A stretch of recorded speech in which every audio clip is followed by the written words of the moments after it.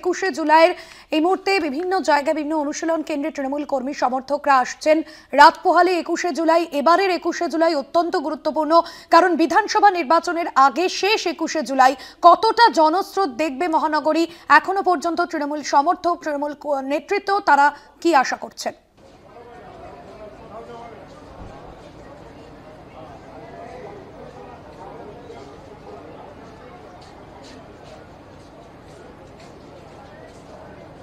হ্যাঁ দেখো, রাত পোহালেই তৃণমূল কংগ্রেসের মেগা ইভেন্ট শহীদ দিবস তথা 21শে জুলাই, এবং প্রতিবারের মতোই তৃণমূল কংগ্রেসের এই অনুষ্ঠানকে ঘিরে বা এই শহীদ দিবস পালনকে ঘিরে কিন্তু রাজ্যের বিভিন্ন প্রান্ত থেকে ইতিমধ্যেই কর্মী সমর্থকেরা আসতে শুরু করেছেন। এবং প্রতি বছরের মতোই তৃণমূল কংগ্রেসের তরফ থেকে বিভিন্ন জায়গা রয়েছে, যার মধ্যে ক্ষুদিরাম অনুশীলন কেন্দ্র, সেন্ট্রাল পার্ক, গীতাঞ্জলি স্টেডিয়াম, এই প্রত্যেকটি জায়গাতে দূর দূরান্ত থেকে যে সমস্ত কর্মী সমর্থকেরা আসেন, উত্তরবঙ্গ থেকে শুরু করে দক্ষিণবঙ্গের বিভিন্ন জেলা থেকে, তাদের থাকা এবং খাওয়ার যে বন্দোবস্ত, সেই বন্দোবস্ত করা হয়ে থাকে। আমি এই মুহূর্তে ক্ষুদিরাম অনুশীলন কেন্দ্র থেকে সরাসরি আছি, এবং ক্ষুদিরাম অনুশীলন কেন্দ্রে এই মুহূর্তে প্রায় 5 থেকে 5,500 কর্মী সমর্থক বিভিন্ন জেলা থেকে এসে পৌঁছে গিয়েছেন, এবং 15 থেকে 20,000 মানুষের খাওয়া দাওয়ার ব্যবস্থাও করা হয়েছে এই ক্ষুদিরাম অনুশীলন কেন্দ্রে। এবং ক্ষুদিরাম অনুশীলন কেন্দ্রের ঠিক পিছনেই যে রান্নাঘর রয়েছে, সেখানে রান্না হচ্ছে, খাওয়া দাওয়ার যে ব্যবস্থা সেই ব্যবস্থা করা হচ্ছে, এবং ক্ষুদিরাম অনুশীলন কেন্দ্রে বিশ্রামাদিরও ব্যবস্থা করা হয়েছে তৃণমূল কংগ্রেসের তরফ থেকে। খুব উল্লেখযোগ্যভাবে উত্তর দিনাজপুর, দক্ষিণ দিনাজপুর, বাঁকুড়া, পুরুলিয়া, বীরভূমের একটা অংশ এবং মুর্শিদাবাদের বেশ কিছু জায়গা থেকে কর্মী সমর্থকেরা ইতিমধ্যে আসতে শুরু করেছেন। মন্ত্রী অরূপ বিশ্বাসের তত্ত্বাবধানে এই ক্ষুদিরাম অনুশীলন কেন্দ্রতে তারা সেখানে বিশ্রাম করছেন। এবং রাত পোহালেই এই যে ধর্মতলা, সেই ধর্মতলায় যে 21শে জুলাইয়ের সভা মঞ্চ, সেই সভা মঞ্চের উদ্দেশ্যে তারা রওনা দেবেন। খুব উল্লেখযোগ্যভাবে প্রতি বছরই তৃণমূল কংগ্রেসের কর্মী সমর্থকেরা মুখিয়ে থাকেন যে দলনেত্রী তথা মমতা বন্দ্যোপাধ্যায়, অভিষেক বন্দ্যোপাধ্যায় এবং দলের যারা শীর্ষস্থানীয় নেতৃত্ব রয়েছেন, তারা কি বার্তা দেন দলকে সুসংগঠিত করার জন্য, সুশৃঙ্খল করার জন্য। এবং খুব উল্লেখযোগ্যভাবে এবারের লোকসভা ভোটে যে তৃণমূল কংগ্রেসের বিপুল পরিমাণে জয়লাভ করার পরে কিন্তু এই প্রথম একটা বড় ইভেন্ট হচ্ছে, কারণ 2024-এর লোকসভার পর সেই অর্থে তৃণমূল কংগ্রেসের বড় কোনো মেগা ইভেন্ট আয়োজিত হয়নি এ রাজ্যে।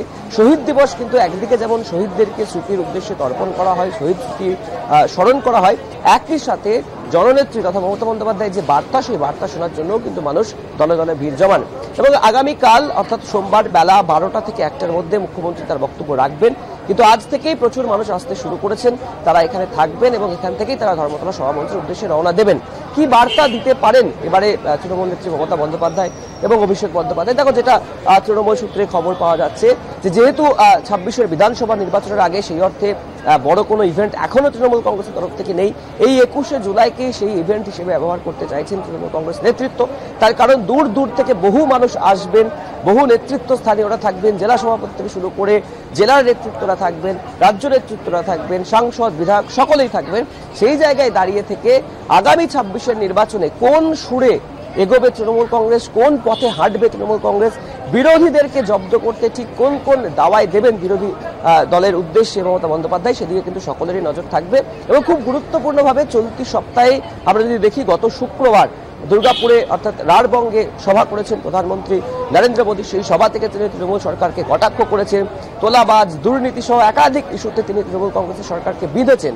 সেই বিষয়টিকেও কিন্তু আগামীকাল যে 21শে জুলাইয়ের বক্তৃতা রাখবেন মমতা বন্দ্যোপাধ্যায়, তার বক্তৃতার মধ্যেও প্রতিফলিত হতে পারে, এমনটা কিন্তু তৃণমূল কংগ্রেস সূত্রে খবর।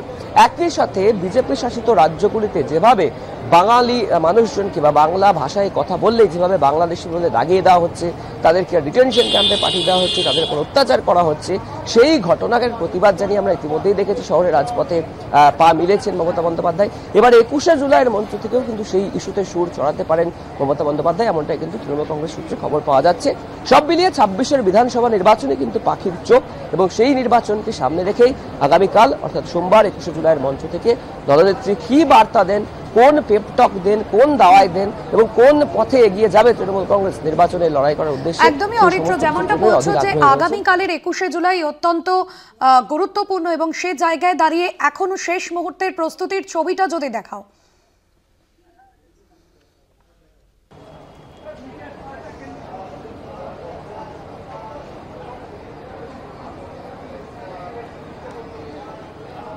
দেখো, বেশ কিছু নিরাপত্তার কারণে ঠিক ভিতরের যেখানে কর্মী সমর্থকেরা রয়েছেন সেই জায়গায় প্রবেশ করার এখনো পর্যন্ত অনুমতি পাওয়া যায়নি সংবাদ মাধ্যমের তরফ থেকে।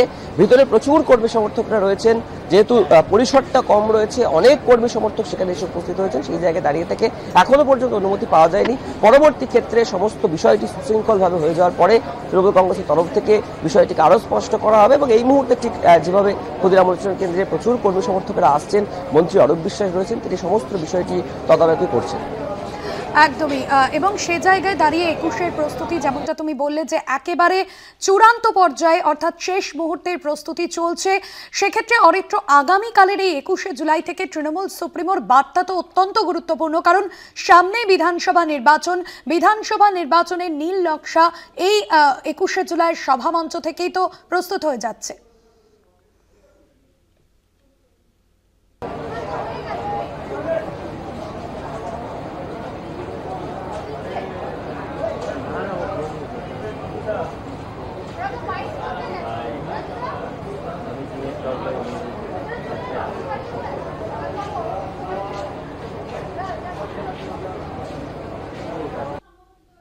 সম্ভবত যোগাযোগ বিচ্ছিন্ন হয়েছে। অরিত্র ছিলেন আমাদের সঙ্গে সরাসরি ধর্মতলার প্রাণকেন্দ্রে 3টি স্তরের মূল মঞ্চ, 21-এর প্রস্তুতি চূড়ান্ত পর্যায়ে। ধর্মতলার প্রাণকেন্দ্রে 3 স্তরের মূল মঞ্চ, 26-এর বিধানসভা ভোটের আগে শেষ 21শে জুলাই।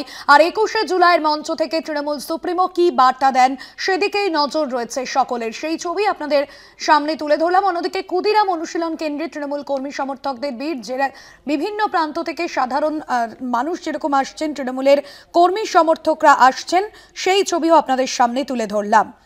রাত পোহালে 21শে জুলাই যাবতীয় প্রস্তুতি প্রায় সম্পন্ন।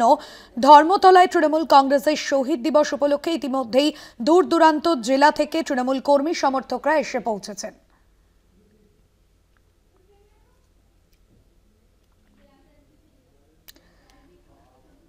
(2026)-এর বিধানসভা ভোটের আগে দলনেত্রী তথা মুখ্যমন্ত্রী মমতা বন্দ্যোপাধ্যায় কি বার্তা দেন তা শোনার অপেক্ষায় শাসক দলের কর্মী সমর্থকরা। 1993 সালের 21শে জুলাই রাজ্য যুব কংগ্রেসের নেত্রী মমতা বন্দ্যোপাধ্যায়ের আহ্বানে সচিত্র ভোটার পরিচয়পত্রের দাবিতে মহাকরণ অভিযানে নেমেছিল যুব কংগ্রেস। সেই আন্দোলনেই কলকাতার রাস্তায় পুলিশের গুলিতে প্রাণ হারিয়েছিলেন 13 জন যুব কংগ্রেস কর্মী। তাদের স্মৃতির প্রতি শ্রদ্ধা জানাতেই 21শে জুলাই শহীদ সমাবেশ করে তৃণমূল কংগ্রেস। অরিত্র ঘোষ রয়েছেন আমাদের প্রতিনিধি সরাসরি আমাদের সঙ্গে। অরিত্র, এর আগে যেমনটা তোমার কাছে প্রশ্ন রাখছিলাম, যেখানে আগামীকালের যে জনসভা অর্থাৎ যে 21শে জুলাইয়ের সভা, সেই সভা অত্যন্ত গুরুত্বপূর্ণ, কারণ এই 21শে জুলাইয়ের সভা থেকে আগামী বিধানসভা নির্বাচনের ব্লু প্রিন্ট বা নীল নকশা তৈরি করে দেবেন তৃণমূল সুপ্রিমো।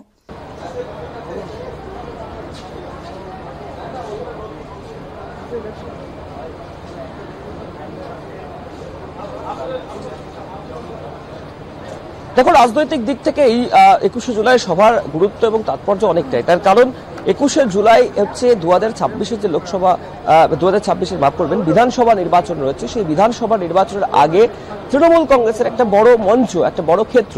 তার কারণ প্রত্যেক বছরই তৃণমূল নেত্রী মমতা বন্দ্যোপাধ্যায় হোক বা অভিষেক বন্দ্যোপাধ্যায় হোক, বিভিন্ন ইস্যুতে বিরোধীদেরকে কটাক্ষ করেন, বিভিন্ন ইস্যুতে সুর চড়ান। গত বছরে আমরা দেখেছিলাম, অর্থাৎ 2024-এর যে 21শে জুলাই সমাবেশ, সেখান থেকে আমরা দেখেছিলাম বাংলার বকেয়া পাওনার ইস্যুতে সুর চড়িয়েছিলেন দলনেত্রী। একই সাথে লোকসভা নির্বাচনের যে রূপরেখা, সেই নির্বাচনের রূপরেখা আর নির্বাচন পরবর্তী যে ক্ষেত্র বা নির্বাচন পরবর্তী যে বার্তা, সেই বার্তাও দলনেত্রীকে দিতে দেখা গিয়েছিল। তবে এবারে গুরুত্বপূর্ণ তার কারণটাই এবছরের গুরুত্ব রয়েছে আলাদাভাবেই। ধন্যবাদ জানাবো তোমাকে। সরাসরি ছিলেন আমাদের প্রতিনিধি অরিত্র ঘোষ।